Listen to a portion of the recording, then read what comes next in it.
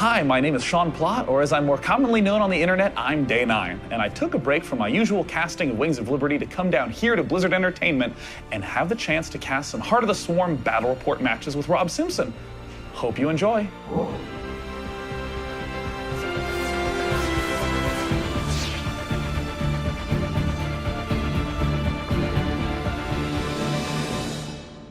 Hello, my name is Sean Day 9 Plott from Day 9 TV. And I'm Rob Simpson from Blizzard Entertainment, and you are just about to watch a very special battle report for Heart of the Swarm. Now, worth mentioning is that this build is a development build, so not all balance or units in the game are final. We'll still get to see all those new units kicking into action in the ZVP matchup here today, and especially all the differences between the old Wings of Liberty strategy and the brand new Heart of the Swarm strategy. Let's begin by introducing the map. Always the important part of the game. Howling Peaks has a pretty standard natural expansion right outside your front with a relatively wide choke to defend. And now that choke is going to lead down into the potential third base for said player up here in the upper right-hand corner of the map.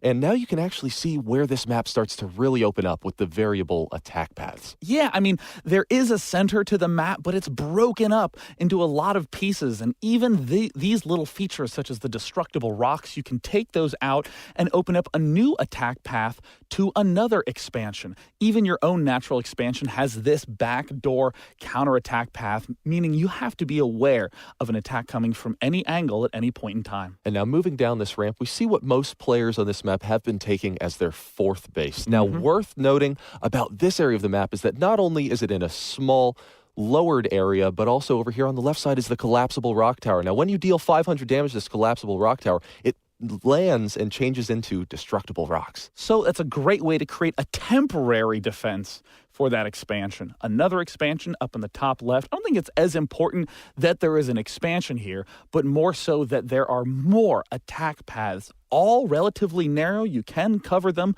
with this watchtower to see what's coming from where, but plenty of action available in the center.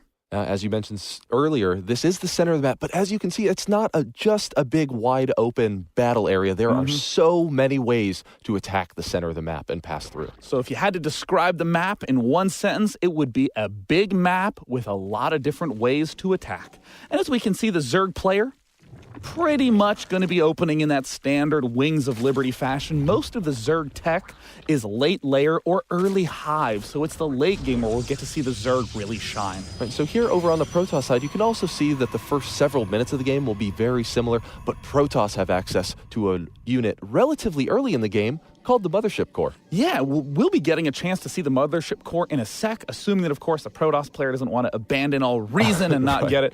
But, you know, it's kind of significant to note that all the threats that existed in Wings of Liberty obviously still exist in Heart of the Swarm. Those early Ling, Roach, Baneling all-ins, still a threat. A Zerg triple expanding when you early expand as Protoss, still a threat. So we are, of course, seeing the Protoss player build those early cannons, those early gates, and we are, of course, seeing the Zerg build the early double queen. That's right, and now back over here in Protoss land, we have that first couple cannons being thrown down in addition to his gateway, just about wrapping up. And now up in the main, we can see that the Zerg player has a little bit more information on his opponent, but not too much given how early in the game it is. Yeah, Protoss floating right on in. The Overlord from Zerg floating right on in, seeing everything Protoss has. And I like the fact that we're seeing Protoss build those two cannons because it's pretty difficult to cover all the wide open space at the natural expansion alone. Oh, and now take a look at that new Queen graphic. Yeah, and of course, when you hover over the hatchery, you can also see how many workers are attached to it, so you don't have to manually count 5 of 24, as of course the optimum worker amount is 16 on minerals, 3 on each gas. And oh, and what's this? Looks like, it's the Mothership Core. And this, a brand new, I guess, structure/unit. It's attached to the Nexus, and it has a variety of abilities. Teleport allows it to move to another Nexus. Energize for 25 energy. You can remax the energy on another unit. And now it also has Purify. It powers up the Mothership Core and lets it gain a powerful attack, effectively turning it into something like a cannon. Now it also has the Mass Recall ability, which recalls all units owned by the player back back to that Nexus. And of course, the upgrade to Mothership.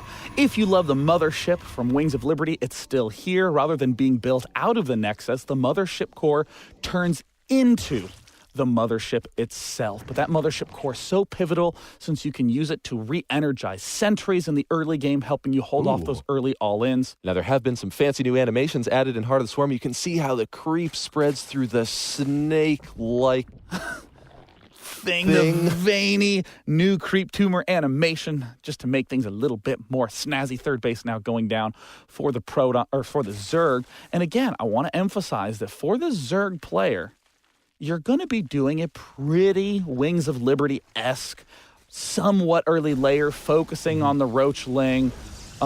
We still see that this Mothership core also provides another layer of defense.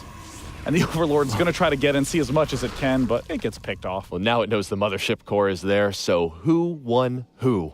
So now we actually have the Stargate up here, started for the Protoss player, and he's also just about to finish up his +1 attacks. And the Protoss player staying active on the map, getting as much information, now finding that third base. Yeah, I would say that, we almost describe the Terran as being pretty much all factory focused in Heart of the Swarm.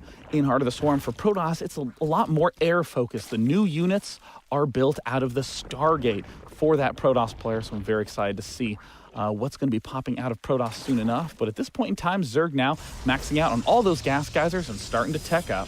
Oh, and now if we take a look, that's an Oracle. Now, the Oracle is a brand spanking new flying caster for the Protoss Armory. Also, another new one is the Tempest. Tempest, I don't know if it's going to be constructed this game, but it can be upgraded to have 22 range. That's like 50 siege tanks, Rob. You can assault things from such an absurd range. Oh, man. And when combined with the Oracle can use Preordain, which places vision and detect it on a building. So that enables the Tempest to fire from super long range and harass. I'm really excited to see some of the new Oracle abilities. We're also looking at some of the new Zerg units. The Swarm Host is layer tech, so when that infestation pit is done, there we see the Swarm Host's availability. And now the Oracle moves so quickly across the map. It's sort of a harassment spellcaster. One of the abilities, as you were saying, Preordain, gives vision on any building at all. There's Entomb, which locks down minerals, preventing the opponent from mining, and of course the cloaking field, which allows you to cloak all your nearby units. Here comes Entomb. Oh, and he's got just enough energy to get in there, and you can see the Entomb go down. Now, Entomb is not permanent. As you can see, all of those mineral shields have HP, which means that you always need to be aware of your mining. That's true. It basically turns each mineral patch into a gingerbread house, and the little drones have to gobble it down, and there they're finally starting to collapse. But an effective way to lock down all the Zerg mining. We see a second Oracle, very different from the typical Protoss harass of the Void Ray Phoenix, a very annoying way to shut down all the economy for Zerg. And there's another nice Entomb on the minerals. Now, as you can see, what's been a common response to the Oracle harassment is to lay down a couple of spine crawlers, because those spine crawlers will automatically attack the mineral shields, whereas your drones will not. So it looks like we are seeing those spine crawlers take it all down. Zerg finally going back to mining. Stalkers coming out. Of course, the core mix of Stalker Sentry, very common in the mid-game. But that's all boosted by the fact that there is the Mothership core. You can add on tons of energy. If you were Zerg and were frustrated with force fields, don't worry, because now you can get those sentries back to max energy so you can face even more. We thought that would be important to you. That's right. We know just how much you love to face force fields. And so now we have the Protoss player getting up in here, playing a little bit of harass, taking down one of those spine crawlers, going in for a second one. We can see that the Zerg player really doesn't have a whole lot of answers to this. There's that lone queen out there, beautifully trying to fire away. But the Swarm Hosts have arrived, and those Locusts are closing in on the Protoss force. And they're the Locusts, now an extremely powerful siege unit, the Swarm Hosts are. We see some of those force fields thrown down, but those Locusts, extremely thin units, very much so like Zerglings in their size, can slip through any misplaced force fields with ease, and even though that expansion fell down, and pull the recall out the units with the recall. That is the Mothership core in action. Now, the one thing to note about that mass recall, it might seem super powerful to rush into an expansion and then to retreat, but mass recall is 150 energy. It saps almost all the energy out of that Mothership core for another 3 minutes. So That's right. And not very only careful that, to but use. you can only have one mothership core. Exactly like the mothership in that regard. We do see the 2 oracles on the minimap spread out. Looks like Zerg is planting a line of spine crawlers and swarm hosts, and it has the Hydrals there to deal extra damage. I mean, a lot of people talk about the Roach as being the unit that absorbs the damage and the Hydrals being the one that deal it. Well, Locusts and Hydras, a great way to push these back, and the Locusts are free. They're generated from the swarm hosts, so now we see space being controlled very well by Zerg, and Protoss is a little bit on the retreat. That's right. So if you're able to land your Locust in the center of the map and control space, Yeah. now we also saw that the Protoss player, because those Locusts were closing on him, he actually had to use some of his energy to defend from those free units. But now the Protoss player moving around the center of the map, just as we said, there's so many places to attack, but it's looking like the Zerg is ready with Hydras. Oh, this is a really risky engagement because we see those Hydras are on creep, which means that they are going to be moving very fast. And we see a huge swath of those swarm host locusts popping out. The swarm host locusts take 25 seconds for another round to pop out. So it looks like for a brief period of time, the Protoss player will be able to retreat there. Those locusts now evaporating, but another round is coming soon, no doubt. Oh, man, and the Stalkers and Sentries are forced to completely abandon as the Protoss player now gets out there and establishes his 4th base. Now, amidst all the madness, we have seen that the Protoss player is pretty much up to 3 bases right about now, but now the Zerg is on the assault. Oh, it looks like the Swarm Host Hydralist composition. He's going to have to wait for those Locusts to pop up so then he can attack in a wave. He's going to move forward with the Hydras, start to deal that damage, and he's going to retreat the instant that those Locusts pop out. We see the Locusts slowly evaporating, but this 4th base expansion attempt is likely to fall, and the Hydras, whoa, look how fast the Hydras are. That is the brand new Hive Tech speed upgrade for those Hydralists. That's right. Those speedy Hydras enable them to engage from much better angles, much quicker. They can also get in and attack and pull out of the battle much faster as well. And now we see just how effective those Locusts truly are, moving in those free units and having them absorb all of the attacks while the Hydras take down the Nexus. Oh, and they get the Nexus, and the next round of Locusts pop out in slow mass numbers. The Locusts continue to invade. And where'd that come from? That cannon is the Mothership Purifier ability. That's the Tempest. Excuse me, I just saw a long-range shot coming from nowhere. Look how speedy those Hydras are, closing in on that Tempest very quickly. They're off creep, but look at them close that gap. Ooh, Tempest trying to get away. Oh, the most expensive air unit for Protoss is going to fall. We see one Tempest is there.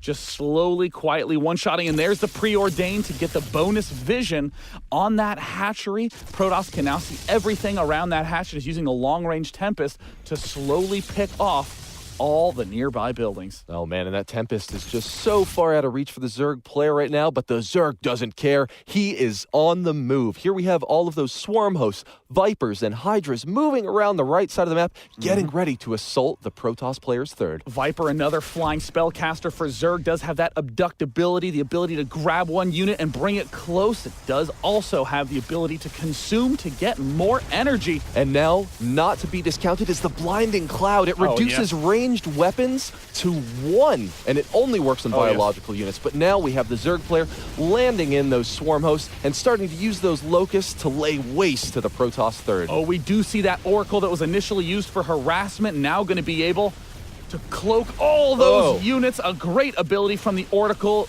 Looks like Zerg does not have any detection. And tries to go for the abduct, accidentally whiffs the Oracle. We'll have to go for a second round, and there manages to pick it off. We do see that Mothership core has teleported to that bottom Nexus, may turn into the Purifier beam, and there it is, becoming a massive cannon.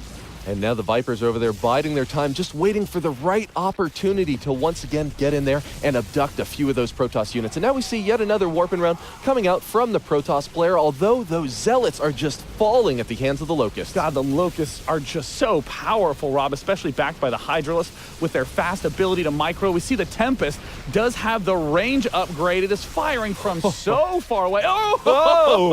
Abducting that Colossus. We'll try to go for the retreat. Oh, man, and the Speedy Hydras were trying to get in there, but they didn't want to risk the line of fire. Oh, but once again, are we going to be able to see that Colossus be finished off by those Hydralisks? Now, we have a bit more of the Stalkers and Zealots, but they're only fighting the free units. They still aren't eliminating the threat right now. The Tempests are now in position to focus down those Swarm Hosts.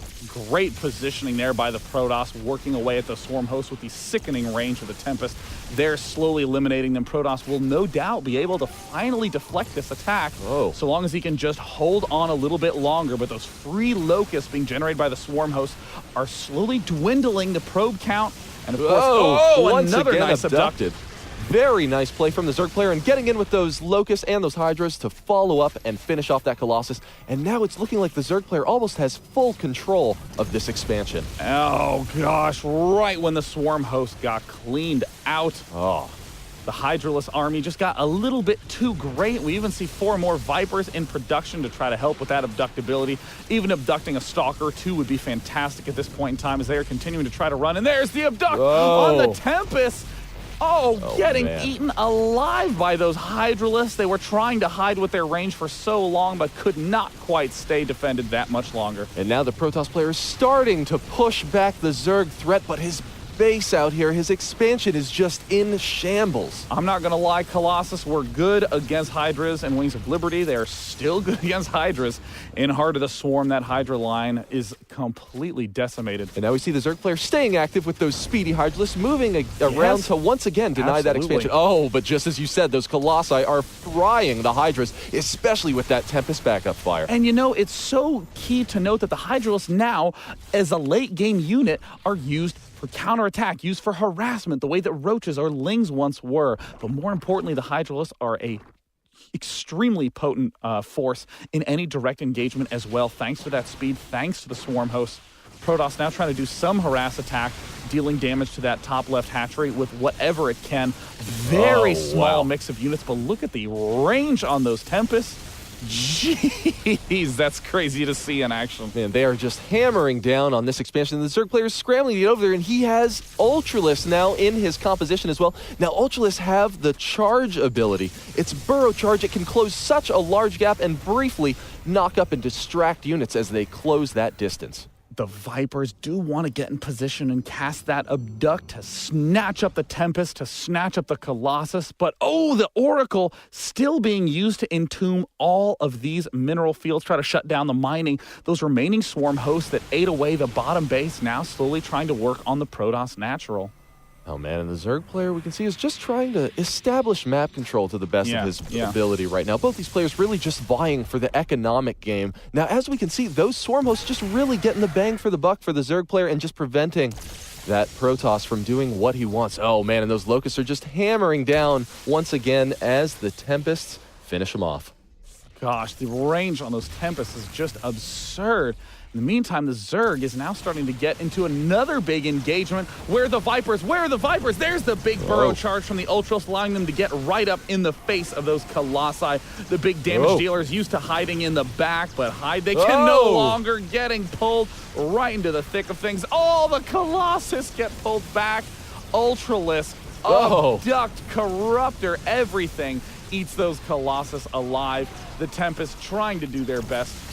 But once again, just getting pulled into the army, and we can see those Corruptors just finish them off as the Vipers bring them into the clutches of the Zerg force. And there we see the Purifier on the mothership core, allowing it to blast down those Ultralisks swiftly. But Protoss base count is looking mighty thin at this point, Rob.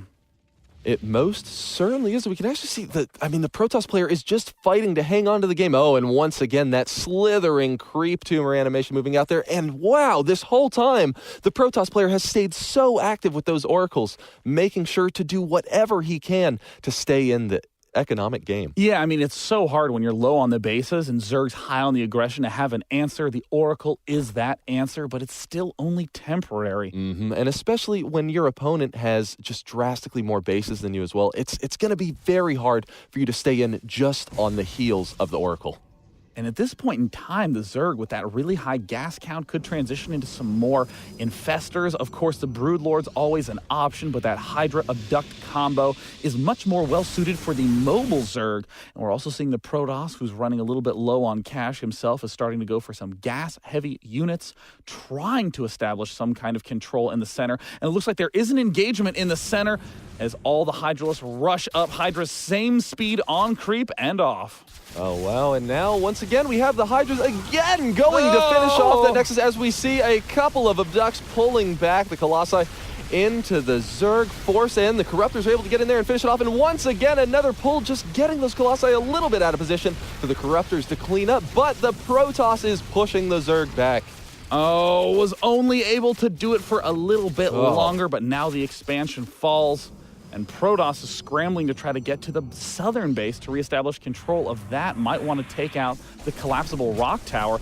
Zealots do engage against those building spine crawlers, but the double headbutt combo proves too strong for the Zealot. Does look like the Hydras take down the assimilator. The expansion is cleaned out. And gosh, I mean, Hydra Viper with the Swarm host, it's just so good at slowly breaking those lines. But as you were saying, Rob, the Oracle is just nonstop harassment. Yeah, staying active with that unit can just be so valuable. I mean, every time that you're able to land the shields onto those minerals, that's guaranteed harassment. It doesn't matter whether or not they're fast on the reaction.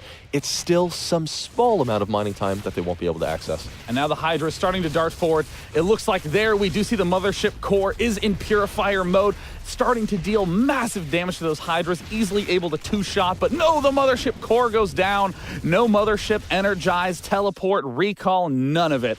Now the Protoss is desperately going for some sort of counterattack against the Zerg, who's looking surprisingly low on minerals. Oh man, and we actually, so as we see the Zerg player try to establish some sort of defensive line across the center of the map, it seems as though the Protoss player has gotten there just a few seconds too soon for the Zerg player to defend, and those spine crawlers are falling left and right before they're able to burrow.